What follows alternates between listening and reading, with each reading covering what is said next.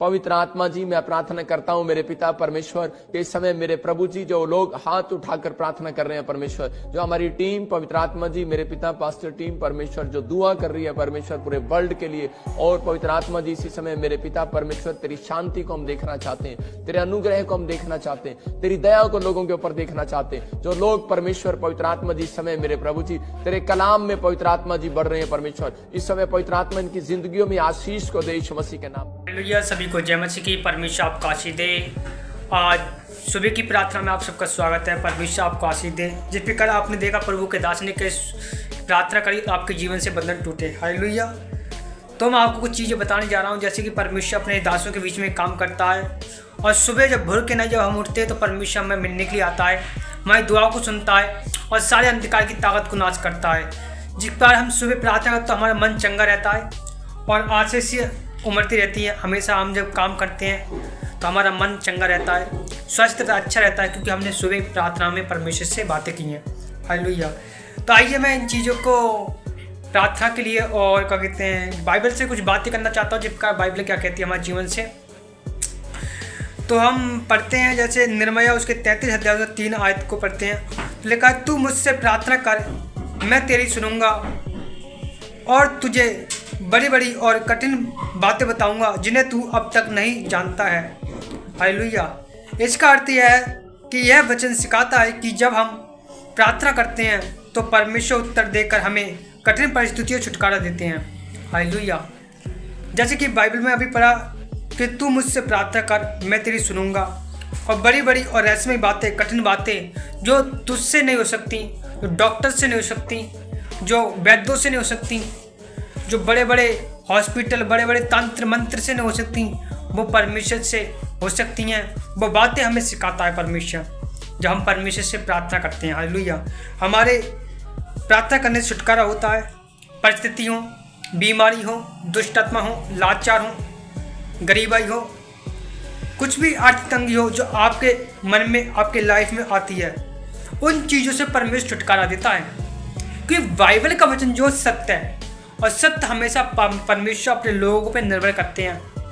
जो कोई परमेश्वर का दिन आता है परमेश्वर उन्हें आज़ाद करते हैं। हालेलुया। जिस प्रकार अभी आपने पढ़ा, जो कोई मुझसे प्रार्थना कर तो मैं तेरी सुनूंगा। इसका मतलब बाइबल का वचन झूठा नहीं है। यदि आप दिन भर में यीशु का नाम लेते हो कि परमेश्वर आज के दिन में तूने मुझे संभाल लिया है, तो परमेश्वर ने आपको संभाल लिया। भले कि आपके लिए कितना ही बड़ा रास्ता कठिन क्यों न सही, परमेश्वर ने आपको संभाल लिया है। बाइबल का वचन सत्य है।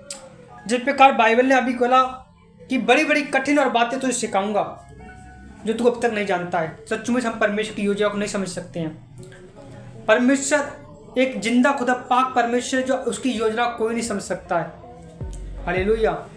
हो सकता है गिदोन कहता कि इतने हजार लोगों में 300 लोग मात्र तूने बचाए हैं, क्या मैं उससे छुटकारा पा सकता हूँ? क्या ये विजय हो सकते हैं? इज़राइल लोग छुड़ा सकते हैं? यहाँ पर वो घबरा हुआ था गिदोन, जो परमेश्वर चुना था, छोटा।